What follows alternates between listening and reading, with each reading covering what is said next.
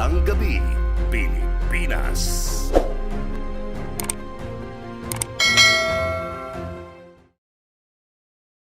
Sa mga nakalipas na taon, nagpatuloy ang insidente ng karahasan na kagagawa ng NPA at naging madalas na biktima nito ang mga sundalo at pulis. 3 taon bago pa mangyari ang pagkakapaslang sa Fallen 4 Heroes, 6 na pulis ang inambush ng rebeldeng grupo sa siyudad ng Gihulngan.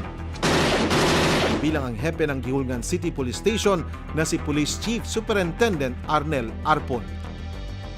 Maging ang Canlaon City Police Station ay pinagtangka ang lusubin ng mga NPA. Marso nung nakaraang taon nang dumalo sa isang pagtitipon ang marami sa mga pulis ng nasabing istasyon. Nakita itong pagkakataon ng rebeldeng grupo na lusubin ang kanilang opisina. Mabuti na lamang at may mga naiwang pulis doon dahilan upang mabulilyaso ang kanilang plano.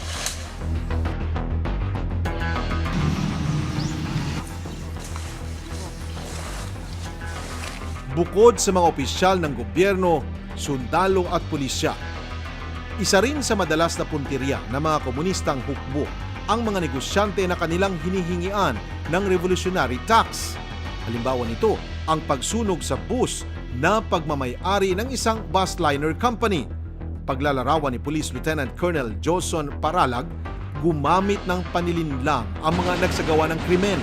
Sa pang-aambus kasi, nakakakuha ang mga NPA ng bagong armas mula sa mga pulis at sundalo, habang ang pangingikil naman ito sa mga pribadong kumpanya ay paraan upang mapunduhan ang pangangailangan ng grupo.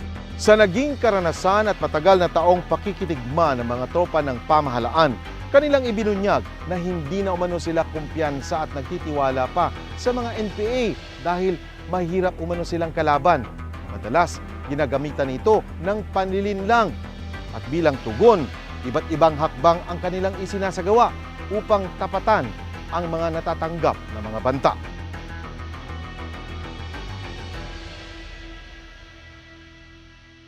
Base sa mga report mula sa pulisya, madalas na nagiging madugo ang engkwentro ng otoridad sa mga NPA. Bunsod nito, pinag-aaralan nilang maigi ang kanilang magiging estratehiya nang sa gayoy hindi na maulit pa ang mga naturang krimen. Sir, gawas! Sir! Siya to, sir!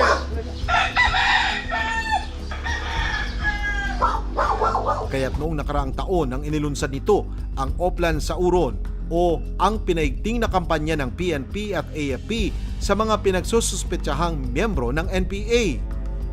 So, pag-search na ma'am, baka meron siyang dalang mga ano.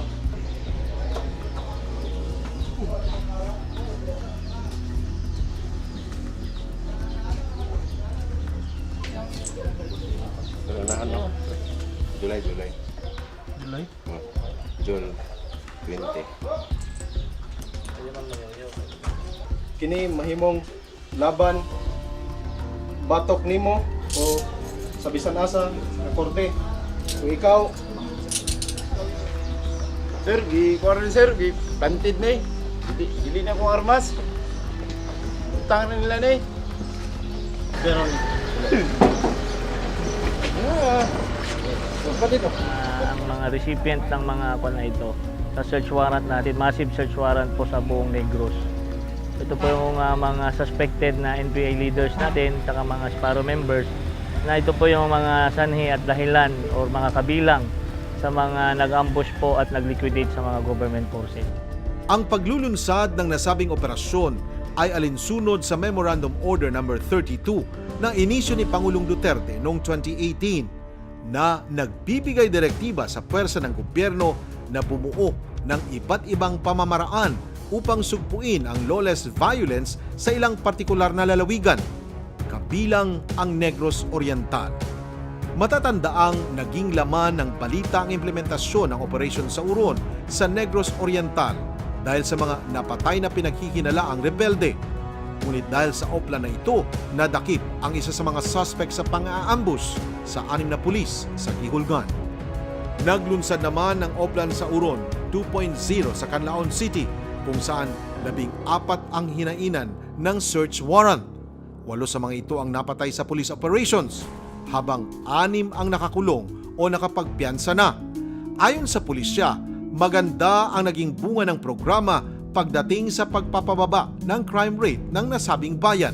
Actually, maganda po yung resulta kasi po lahat po yung naging subject for search warrant po is yun po talaga yung mga masasabi natin mga haligi po ng mga lefties or NPA dito po sa lugar natin sa Negros Oriental. So nagkaroon po ng magandang epekto at bumaba naman po yung magiging lakad or yung ano po ng mga NPA dito.